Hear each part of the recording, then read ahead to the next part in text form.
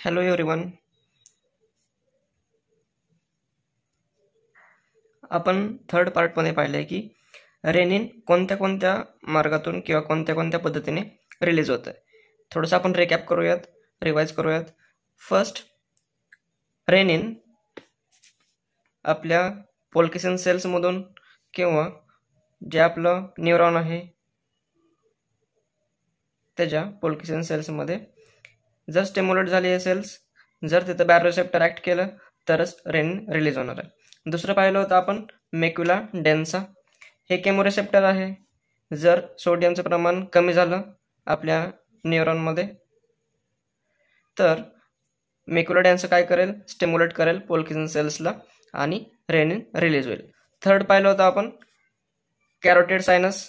Carotid सायनसने जर signal दिला आपल्या सीएनएस सिस्टमला तर आपले बेटा 1 ॲड्रेनर्जिक रिसेप्टर्स किंवा सेल्स स्टिम्युलेट होतील. ते स्टिम्युलेट झाले की पोल्केसन सेल्सला स्टिम्युलेट करतील आणि रेनिन रिलीज होणार आहे. दुसरं पाहिलं होतं आपण की रेनिन काय होणार आहे, परत आपल्या जनरल सर्क्युलेशन थ्रू येणार आहे आपल्या सिस्टमिक सर्क्युलेशनमध्ये.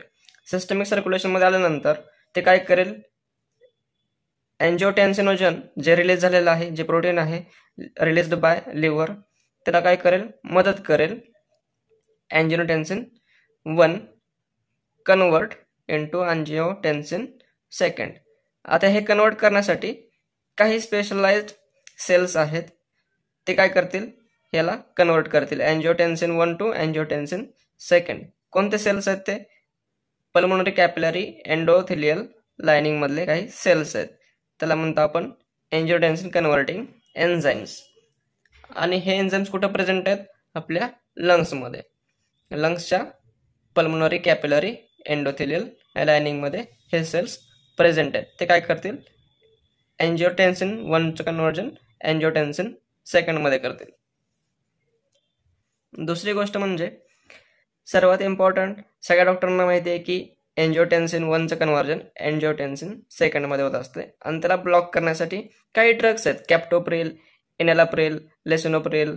हे काय आहेत, एन्जिओटेन्सिन कन्व्हर्टिंग एन्झाइम इनिबिटर्स आहेत किंवा हे काय करतात, ब्लॉक करतात. कशाला, या कन्व्हर्टिंग एन्झाइम्सला, एन्जिओटेन्सिन कन्व्हर्टिंग एन्झाइम्सला काय करतील, ब्लॉक करतील. आता सगळ्या डॉक्टरांना तर हे माहिती आहे, पण जे काही हुशार डॉक्टर आहेत, तुमच्यासारखे हुशार डॉक्टर आहेत, त्यांना काय माहीत असणार आहे की आपल्या ब्लडमध्ये ब्रॅडिकायनिन सुद्धा प्रेझेंट आहे. आणि हे ब्रॅडिकायनिन काय करणार आहे, ब्रॅडिकायनिनचं काम काय, व्हॅसोडायलेशन. ब्रॅडिकायनिन काय करत आहे, व्हॅसोडायलेशन करणार आहे. आणि एन्जिओटेन्सिन 2 काय करणार आहे, स्ट्रॉंगली व्हॅसो कन्स्ट्रक्शन करणार आहे. आपल्याला तर माहिती होतं की आपल्या सिस्टमिक सर्क्युलेशनमध्ये कट लागला आहे, आपलं ब्लड बाहेर चाललंय, बॉडीच्या बाहेर ब्लड चाललेलं आहे, आपलं ब्लड व्हॉल्यूम आणि ब्लड प्रेशर कमी व्हायला लागलाय, डिक्रीज व्हायला लागलेलं आहे, हे तर आपल्याला माहिती आहे. त्याच्यामुळे आपल्याला काय केलं, आपण रेनिन रिलीज झालंय आणि हे सगळं मेंटेन ठेवण्याचं काम करत आहे. ब्लड व्हॉल्यूम आणि ब्लड प्रेशर मेंटेन ठेवण्याचं काम आपलं रेनिन करत आहे. कारण का, आपल्याला आपला जीव वाचवायचा किंवा आपली लाईफ वाचवायची आहे म्हणून. आता ब्रॅडिकायनिन काय करणार आहे, व्हॅसोडायलेशन. पण हे सेल्स जे आहेत, जसे की पल्मोनरी कॅपिलरी एंडोथेलियल लाइनिंग मध्ये काही सेल्स आहेत, ते काय करतील, कन्व्हर्टिंग एन्झाइम सिक्रेट करतील. आता जे ड्रग्स आहेत, कॅप्टोप्रिल आहे, इनालाप्रिल आहे, लेसिनोप्रिल आहे, जे कन्व्हर्टिंग एन्झाइम इनिबिटर्स आहेत, ते फार हुशार आहेत. ते काय करतायत, केला पण बायपास करतायत आणि एन्जिओटेन्सिन 2 मध्ये पण कन्व्हर्जन आहे ते करतायत. मग काय होणार, नंतर आपलं ब्लड प्रेशर हळूहळू राईज होणार आहे. त्याच्यामुळे काय होणार, आपलं ब्लड प्रेशर इन्क्रीज होणार आहे. का, आपल्याला तर माहिती आहे, समजा आपले ब्लड वेसल्स आहेत ते कन्स्ट्रिक्ट झाले, साईज लहान झाले, तर काय होणार, आपले ब्लड प्रेशर राईज होणार आहे. ते पण आपण पाहूयात आता कसं होतं ते. एक छोटीशी आपण डायग्राम काढूयात ते पण डिटेलमध्ये.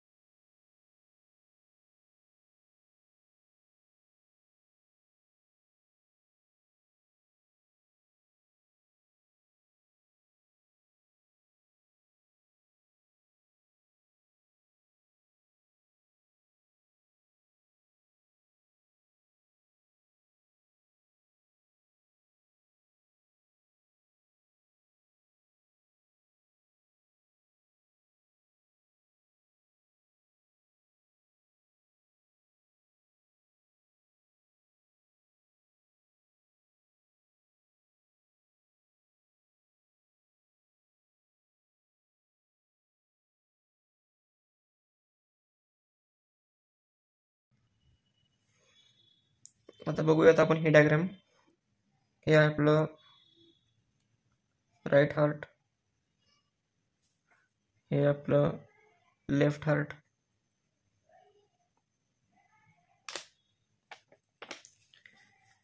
आता आपल्याला बघायचं आहे एंजिओटेन्सिन सेकंड काय काम करणार आहे. एंजिओटेन्सिन सेकंड काय करेल, आपल्या जे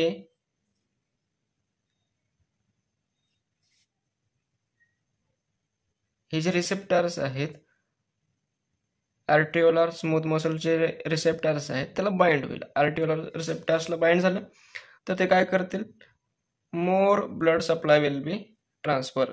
कसं काय ते पण आपल्याला माहिती आहे की काय होणार आहे, वेन्स आपले कन्स्ट्रिक्ट होतील. वेन्स कन्स्ट्रिक्ट झाले की काय होणार आहे, तर more blood will be flow, increase cardiac filling वाढणार आहे आपलं. कार्डियक फिलिंग वाढलं की increase diastolic volume and end diastolic pressure. दोन गोष्टी वाढतील आपले. काय वाढणार आहे आपलं, एंड कार्डियक किंवा एंड डायस्टोलिक व्हॉल्यूम आणि एंड डायस्टोलिक प्रेशर, दोन्ही गोष्टी वाढतील. नंतर यानंतर आपल्याला इथं माहिती आहे, आपल्याला पल्मोनरी सर्क्युलेशन आहे, हे लंग्स आहेत छोटेसे, इथे आपले ॲल्व्होलाई आहे, एअर पॉकेट्स आहेत. तिथे काय होणार, आपलं ब्लड ऑक्सिजनेटेड होणार आहे. तिथून काय होणार पुढं, आपलं जे वेंट्रिकल जे आहे ते स्ट्रेच होतील according to Frank Starling law. काय म्हणते फ्रँक स्टार्लिंग लॉ, काय म्हणते, more you stretch more ventricle will be stretch and that may be more ventricle will be contract. जेवढं स्ट्रेच होईल तेवढं कॉन्ट्रॅक्शन पण वाढणार आहे. जर कॉन्ट्रॅक्शन वाढलं तर काय होणार, आपलं pre load of heart will be increase. Pre load of heart वाढलं तरच काय होणार, आपलं कार्डियक आउटपुट वाढणार आहे किंवा आपलं स्ट्रोक व्हॉल्यूम असेल किंवा सिस्टोलिक ब्लड प्रेशर आपलं वाढत जाणार आहे. सगळ्यात इम्पॉर्टंट पार्ट आहे, यासाठीच आपण बघतोय. जर आपलं सिस्टोलिक ब्लड प्रेशर इन्क्रीज झालं तरच आपलं ब्लड प्रेशर नॉर्मल होणार आहे किंवा आपलं ब्लड प्रेशर इन्क्रीज होणार आहे आणि ब्लड व्हॉल्यूम पण मेंटेन होईल. कारण का, आपण जे पाहिलंय, आपलं बॉडीमधून काय होतं, तर पहिलं आपलं ब्लड बाहेर चाललंय, नंतर रेनिन सिक्रेट झालं. रेनिन सिक्रेट झाल्यानंतर एंजिओटेन्सिन 1चं कन्व्हर्जन एंजिओटेन्सिन 2 मध्ये झालं. आणि तरी पण आपल्या जे आपली सिस्टीम आहे, सर्क्युलेटरी सिस्टीम आहे, त्याच्यामध्ये पण काय होणार, आता आपलं कार्डियक आउटपुट आहे किंवा आपलं सिस्टोलिक ब्लड प्रेशर आहे ते इन्क्रीज होणार आहे. सिस्टोलिक ब्लड प्रेशर इन्क्रीज झालं तरच आपलं ब्लड प्रेशर नॉर्मल होणार आहे आणि ब्लड व्हॉल्यूम पण मेंटेन होणार आहे.